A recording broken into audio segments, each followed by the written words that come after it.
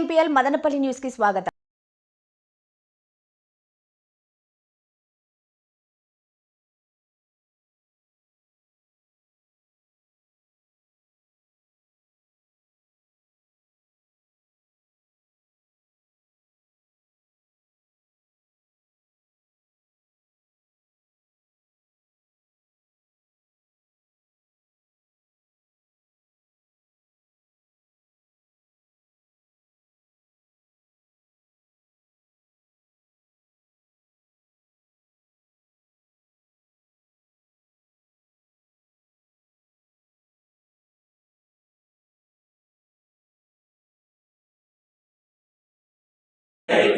సమగ్రతను నిర్ధారించే సౌభ్రాతృత్వాన్ని కలిగించడానికి మా యొక్క రాజ్యాంగ సభలో 1949వ సంవత్సరం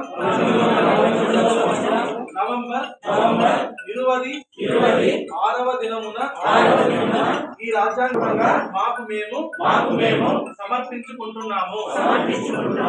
జై హింద్.